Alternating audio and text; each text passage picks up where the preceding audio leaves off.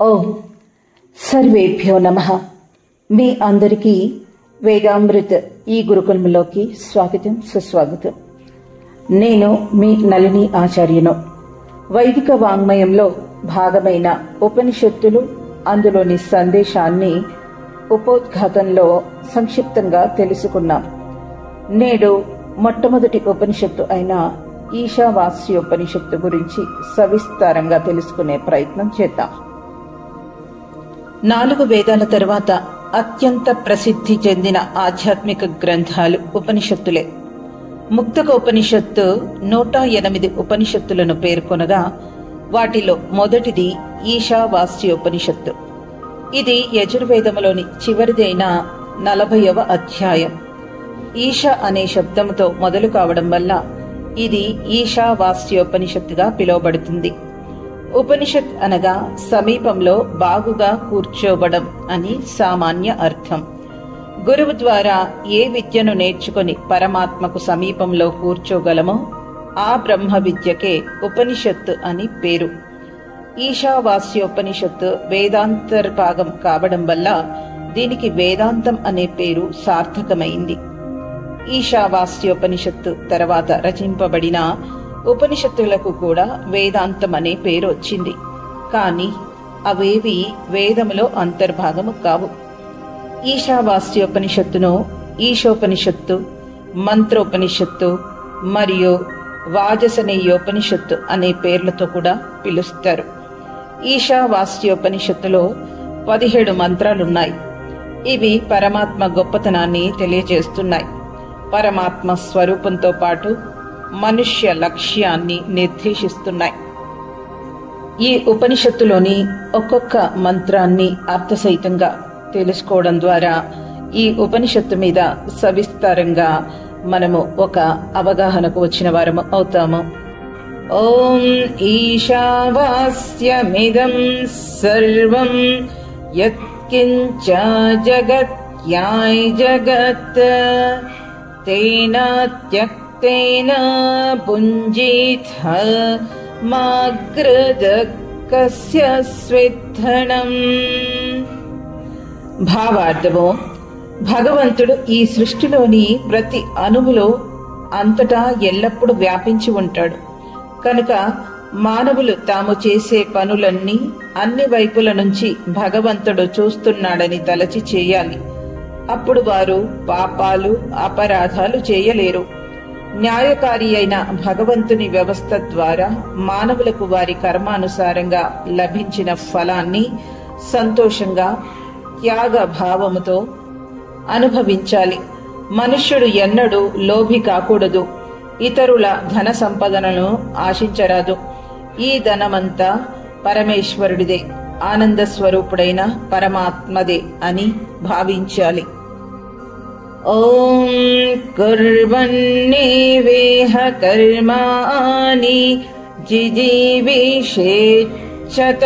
సమాః ఏవం త్వయి నాన్యతేతోస్తి న కర్మ లిప్యతే నరే. దీని అర్థం ఏంటంటే, ఈ ప్రపంచంలో మానవ దేహముతో స్త్రీ పురుషులు ధర్మయుక్త, వేదోక్త, నిష్కామ కర్మలు చేస్తూనే 100 సంవత్సరములు జీవించగోరాలి. విషయ భోగాలలో రమించకుండా ధర్మముతో నిష్కామ కర్మలు చేస్తూ మోక్షము కోరే మానవులకు కర్మఫలము అంటదు. మానవులు కర్మలు చేయుటలో ఎన్నడూ సోమరులు కాకూడదు. ఓం అసూర్యా నామతే లోక అంధేన తమసావృతాః తాంస్తే ప్రేత్యాపి గచ్చంతి యే కేచ ఆత్మహనో జనాః. ఈశావాస్యోపనిషత్తులోని ఈ 3వ మంత్రానికి అర్థం ఏంటంటే, ఆత్మ ప్రబోధానికి వ్యతిరేకంగా ఆచరించేవారు, ఆత్మకు విరుద్ధంగా ఆహార విహారాలు చేసేవారు ఆత్మను చంపుకున్న వారితో సమానం. వారు దుర్గతి పాలవుతారు. వారు మరణించి కూడా ఎల్లప్పుడూ అవిద్య, అజ్ఞానముతో ఆవరించిన లోకాలు స్థానాలు, శరీరాలు, యోనులు పొందుతారు. అందువల్ల మానవులు తాము చేసే కర్మలన్నీ ఆత్మకు అనుకూలంగా ఉండేటట్లుగా చేయాలి. ఓం అనేజదేకం మనస్సో జవీయో నైన దేవ ఆప్నువన్ పూర్వమర్షత్ తద్ధావతో జ్ఞానత్యేతి తిష్టత్ తస్మిన్నపో మాతరిష్వా దధాతి. ఈ 4వ మంత్రానికి అర్థం ఇలా ఉంటుంది: పరమేశ్వరుడు ఒక్కడే, అతనే అద్వితీయుడు, అద్వైతుడు కూడా. అతడు అచలుడు అంటే స్థిరంగా ఉండి కదలిక లేనివాడు. మనస్సు కంటే వేగవంతుడు. స్థిరంగా ఉండి కూడా అంతటా వ్యాపించి ఉండే ఆ భగవంతుడు ముందుగానే అంతటా ఉంటాడు. నేత్రాది పంచేంద్రియాలతో ఆయనను తెలుసుకోలేము. పరమాత్మని జ్ఞానము సమాహితమైన శుద్ధ మనసునకే కలుగుతుంది. సర్వవ్యాపకుడైన పరమాత్మలో ఉండి జీవుడు కర్మలను చేస్తూ ఉంటాడు. ఓం తదేజతి తన్నైజతి తద్దూరే తద్వంతికే తదంతరస్య సర్వస్య తదు సర్వస్యాస్య బాహ్యతః. ఈశావాస్యోపనిషత్తులోని ఈ 5వ మంత్రానికి అర్థం ఏంటంటే, పరమేశ్వర తత్వం చలనము కలది మరియు చలనము లేనిది కూడా.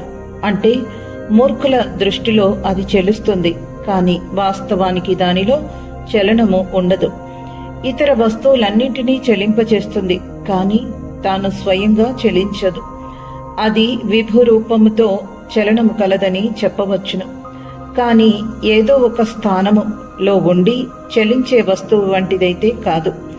అవివేకి, అజ్ఞాని, అధర్మాత్ములకు భగవంతుడు ఎప్పుడూ దూరంగానే ఉంటాడు. వివేకులు, జ్ఞానులు, ధర్మాత్ములు తమకు అత్యంత సమీపంలో ఉన్న భగవంతుణ్ణి గుర్తిస్తారు. భగవంతుడి చరాచర జగత్తు లోపల బయట ఎల్లప్పుడూ ఉంటాడు. ఓం యస్తు సర్వాణి భూతాన్యాత్మన్నే వానుపశ్యతి సర్వభూతేషు చాత్మానం తతో న విచికిత్సతి. ఈ మంత్రానికి అర్థం ఏంటంటే, సర్వవ్యాపకుడు, సర్వజ్ఞుడు, సర్వాంతర్యామి అయిన పరమేశ్వరుని సర్వ ప్రాణులలోనూ సర్వ పదార్థములలోనూ ఎల్లప్పుడూ చూచే మానవుడు ఎవరిని అసహ్యించుకోడు, ద్వేషించడు మరియు నిందించడు. అతనిలో అన్ని ప్రాణుల పట్ల స్నేహం, ప్రేమ ఉప్పొంగుతాయి. నిజమైన భగవంతుని దర్శించిన సాధకుని లక్షణాలు ఇలాగే ఉంటాయి. ఓం యస్మిన్ సర్వాణి భూతాన్యాత్మైవ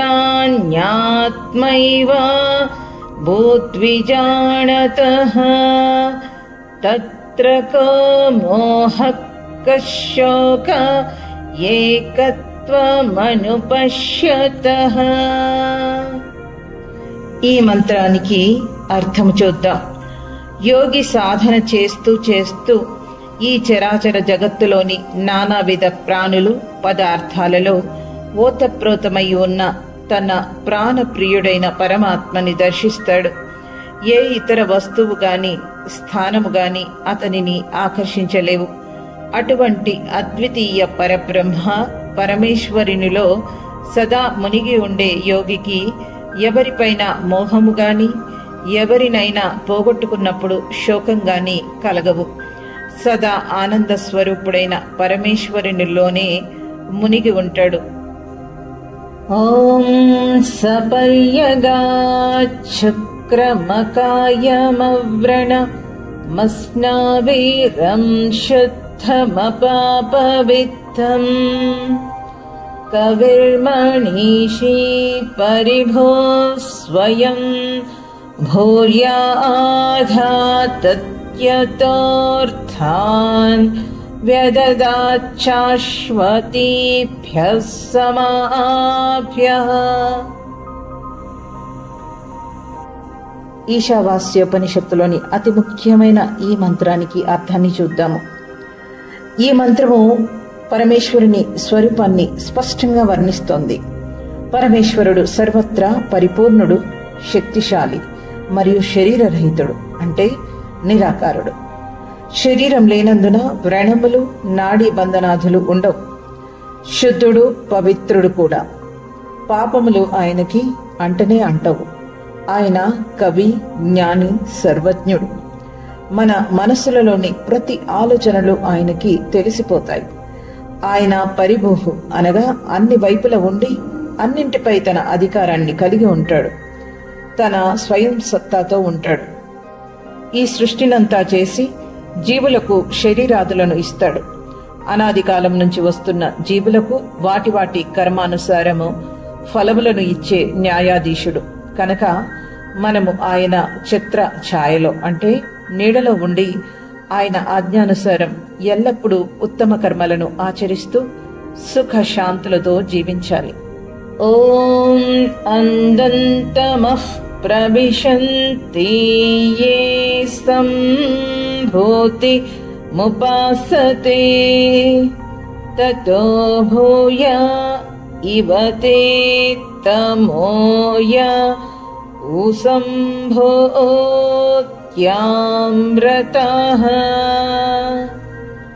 ఈ వేదమంత్రం యొక్క అర్థాన్ని చూద్దాం. ఈ ప్రపంచము ఒక కార్యం. ఇది అనిత్యం. దీనికి కారణం జడ పదార్థమైన ప్రకృతి. అది నిత్యం. ఈ కారణ ప్రకృతిని ఉపాసించేవారు గాఢాంధకారంలో మునిగిపోతారు. అలాగే ప్రకృతి నుంచి ఉత్పన్నమైన బుద్ధి, అహంకారం, పంచభూతాలు మొదలగు స్థూల పదార్థాలలో మనసును లగ్నం చేసేవారు అంతకంటే ఎక్కువగా గాఢాంధకారంలో మునిగి కష్టాలను అనుభవిస్తూ ఉంటారు. ఓం అన్యదేవాః సంభవ ధన్యదాహోరసంభవాత్ ఇతి శుశ్రుమధీరాణాయ యేనస్తద్విచక్షిరే. ఈశావాస్యోపనిషత్తులోని ఈ 10వ మంత్రానికి అర్థమేంటంటే కార్యజగత్తు అనగా సృష్టి యొక్క ఫలం వేరని, కారణ జగత్తు అంటే ప్రకృతి యొక్క ఫలము వేరని విద్వాంసులు తెలియజేయగా వింటున్నాం. కనుక బుద్ధిమంతులు బాగా ఆలోచించి కర్మలు ఆచరించాలి.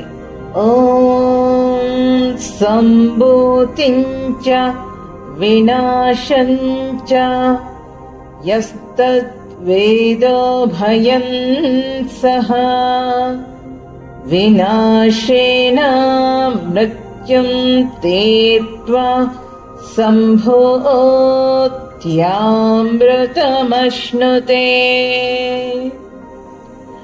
ఈ వేద మంత్రానికి అర్థం ఏంటంటే నిత్య అనిత్య పదార్థాలలో గల కారణ కార్య సంబంధములు, వాటి గుణకర్మ స్వభావాలను తెలుసుకొని పురుషార్థములైన ధర్మ, అర్థ, కామ, మోక్షములను సాధించుటకై మానవులు నిరంతరం ప్రయత్నము చేయాలి.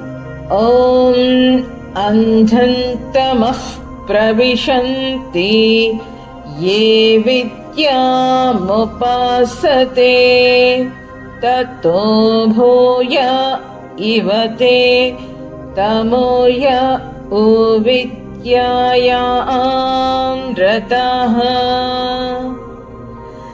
ఈ మంత్రం యొక్క అర్థం చూద్దాం. ఒక కార్యాన్ని గురించి సరైన జ్ఞానము లేకుండా పనిచేసేవారు అంధకారంలో మునిగి ఉంటారు.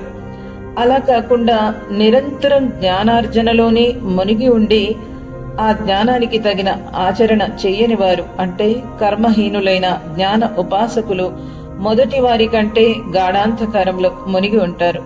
ఓం అన్యదేవాః విద్యాయ అన్యదాహురవిద్యాయాః ఇతి శుశ్రుమధీరాణాయ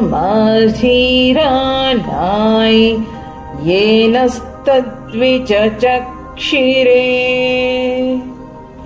ఈశావాస్యోపనిషత్తులోని ఈ 13వ మంత్రానికి అర్థాన్ని చూద్దాం.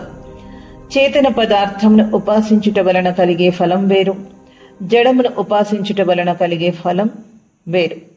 కనుక మానవులు విద్వాంసుల సాంగత్యముతో యోగము, విజ్ఞానము, ధర్మాచరణ ఆదులతో జడ చేతనముల రెండింటి గుణకర్మ స్వభావాలను తెలుసుకొని వాటి ఉపయోగంతో లాభాన్ని పొందాలి. ఓం విద్యాయంచ విద్యాయంచ యస్తద్ వేదో భయం సహ అవిద్యయా మృత్యుం తీర్త్వా విద్యయామృతమశ్నుతే. ఈశావాస్యోపనిషత్తులోని అత్యంత ముఖ్యమైన మంత్రం ఇది. దీని అర్థమేంటో తెలుసుకుందాం. ఈ సృష్టిలోని జడ చేతన పదార్థాల జ్ఞానము తెలుసుకున్న సాధకుడు ఆ జ్ఞానముతో కర్మలు చేసి ధర్మ, అర్థ, కామ, మోక్షములను సాధిస్తాడు. జన్మ మరణ బంధనాల నుంచి విడిబడి అమృతం అంటే మోక్షాన్ని పొందుతాడు. ఓం వాయురనిలమమృతమధేదం భస్మాంతం శరీరం ఓం క్రతో స్మర క్లిబే స్మర కృతం స్మర. ఈ వేద మంత్రానికి అర్థమేంటంటే మరణించే సమయంలో మనస్సు ఎలా ఉంటుందో తెలుసుకోవాలి. అప్పుడు ఆత్మ శరీరం నుంచి వేరవుతుంది. ఆ మృత శరీరాన్ని భస్మం చేయాలి. తర్వాత జీవనకు చేయాల్సిన కర్మలు, సంస్కారాలు అంటూ ఏమీ ఉండవు. జీవించినంత కాలము పరమేశ్వరుని ఆజ్ఞలను పాలిస్తూ ఆయన స్తుతి, ప్రార్థన, ఉపాసనలు చేయాలి. చేసిన ప్రతి కార్యం తప్పక ఫలిస్తుంది అని తెలుసుకొని అశుభ కార్యాలను విడిచి శుభ కార్యాలను మాత్రమే చేస్తూ మానవులు తమ సామర్థ్యాన్ని పెంచుకోవాలి. ఓం అగ్నేనయ సుపధారాయే అస్మాన్ విశ్వాణి దేవ వయునాని విద్వాన్ యుయోచ్యస్మజ్జుహురానమేనో భూయిష్టాంతే నమః ఉక్తిం విధేమా. ఈ మంత్రానికి అర్థం చూద్దాం. హే జ్ఞానస్వరూప ప్రభు అంటే ప్రకాశయుక్త పరమేశ్వర, దివ్య ధన ప్రాప్తికై మమ్ములను ఉత్తమ వేదోక్త మార్గములో నడిపించుము.